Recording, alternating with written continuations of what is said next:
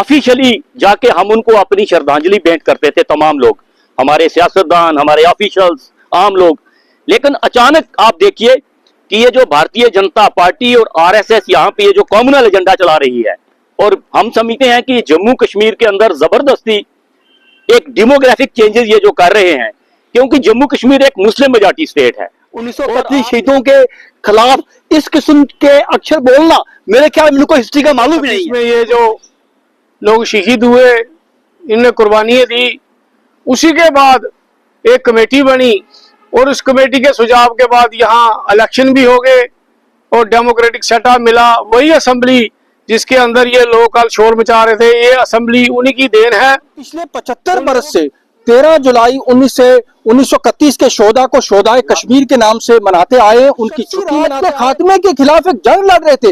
जब पूरे भारत में क्विट इंडिया मूवमेंट चल रही थी, यहाँ पे जो कश्मीर छोड़ो तहरीक चल रही थी, जम्मू कश्मीर छोड़ो तहरीक चल रही थी, उन्होंने उसके लिए अपने जो है जाने निछावर कर दी थी। मैं कहता हूँ ਇਹਦੇ ਵਾਸਤੇ ਲੜਾਈ ਲੜ ਗਈ और ਉਹਨਾਂ 22 ਲੋਕ ਜਿਹੜੇ ਨੇ ਸ਼ਹਾਦਤ ਦਾ ਜਾਮ ਪੀ ਗਏ।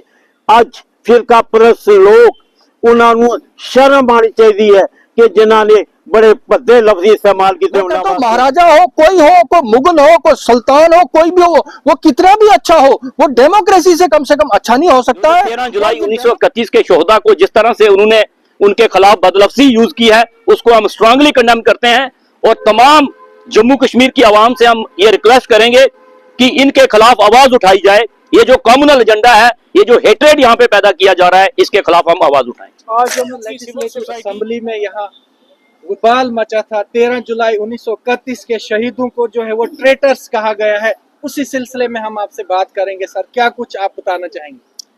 देखिए जी, सबसे पहले हम जो है भारतीय जनता पार्टी के उन एमएलए की शदीद और सख्त मजम्मत करते हैं जिन्होंने 13 जुलाई 1931 के शोधा को ट्रेटर बताया, गद्दार बताया। मैं आपको उनको याद दिलाना चाहता हूं कि पिछले 75 वर्षों से गवर्नर से लेकर चीफ सेक्रेटरी से लेकर डीजीपी से लेकर तमाम लोग उनकी कब्रों पे जाके गुलबारी करते रहे और ये स्टेट स्पॉन्सर्ड फंक्शन होता रहा है। अब पिछले 2-3 बरस से उन्होंने छुट्टी कैंसिल कर दी। आज हमें लगता है कि भारतीय जनता पार्टी जिस तरीके से जम्मू कश्मीर की तारीख को मस्क करना चाहती है, हर चीज को जो है कॉम्युनल पॉलिटिक्स के उसमें रंग में रखना चाहती है, हम उसकी शदीद मजम्मत करते हैं। 13 जुलाई के शहीद जो 22 लोग जो शहीद हुए थे, वो डेमोक्रेसी के लिए शहीद हुए थे। वो शख्सी राज के खात्मे के खिलाफ एक जंग लड़ रहे थे। जब पूरे भारत में क्विट इंडिया मूवमेंट चल रही थी, यहाँ पे जो कश्मीर छोड़ो तहरीक चल रही थी, जम्मू कश्मीर छोड़ो तहरीक चल रही थी, उन्होंने उसके लिए अपने जो है जाने निछावर कर दी थी। मैं कहता हूँ महाराजा हो, कोई मुगल हो, कोई सुल्तान हो, कोई भी हो, वो कितना भी अच्छा हो, वो डेमोक्रेसी से कम अच्छा नहीं हो सकता है।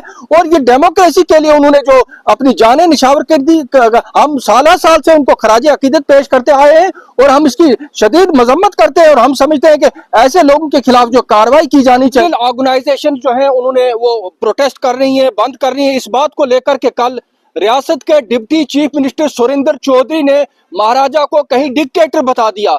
मुझे नहीं पता, डिक्टेटर का जब हम तर्जमा करते हैं तो शख्सी राजा होता है, क्या वो शख्सी राजा था या डेमोक्रेटिकली इलेक्टेड कोई प्राइम मिनिस्टर तो नहीं था? तो उसके खिलाफ आज प्रोटेस्ट, हम उसकी भी मजम्मत करते हैं। डिक्टेटर कोई भी रहा हो, डेमोक्रेसी का कम से कम बदल नहीं हो सकता। महाराजा जितने भी अच्छे हो सकते हैं, डेमोक्रेसी चाहिए। तो मानना ये है कि वो जो थे उन्होंने किसी मकसद के लिए शहादत दी थी। उसी के बाद महाराज ने फिर प्राइम मिनिस्टर भी बनाया जम्मू कश्मीर का और बाकी भी बनाए।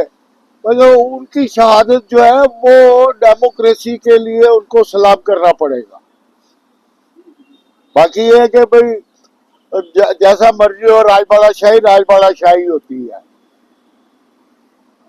राजबाड़ा शाही के बाद ही, टूटने के बाद ही जम्मू कश्मीर के पसमानदा लोग जो थे उनको जमीनें मिली, जो बोएगा वो काटेगा का अधिकार मिला।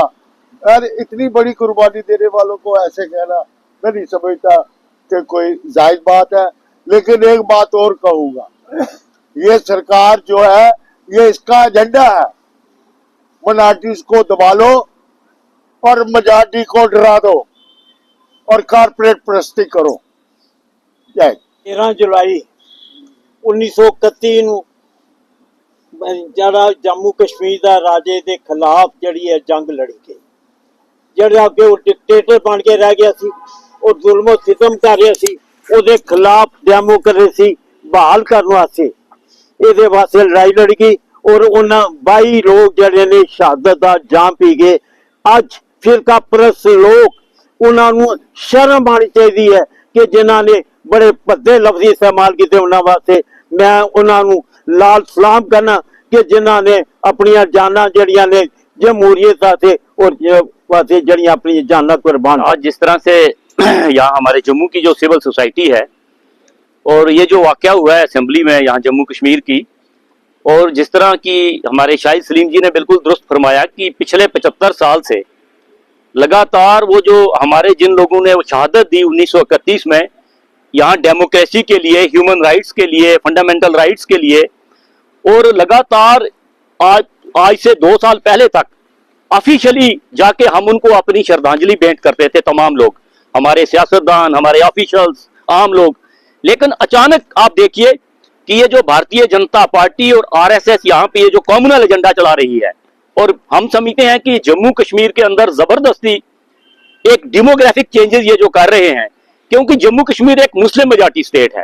और आप देखिए कि यहाँ पर आज हमारी क्या हालत है। आज फंडामेंटल राइट्स, डेमोक्रेटिक राइट्स हमारे कहाँ हैं? बेशक यहाँ पे इलेक्शंस हो चुकी हैं, असेंबली बनी है, लेकिन उसके पास कोई पावर नहीं है। हम एक तो ये जो हम स्ट्रांगली कंडेम करते हैं कि ये जो बीजेपी के एमएलए ने हमारे उन शोहदा को, जो 13 जुलाई 1931 के शोहदा को जिस तरह से उन्होंने उनके खिलाफ बदलफ्जी यूज की है, उसको हम स्ट्रांगली कंडेम करते हैं। और तमाम जम्मू कश्मीर की आवाम से हम ये रिक्वेस्ट करेंगे कि इनके खिलाफ आवाज उठाई जाए।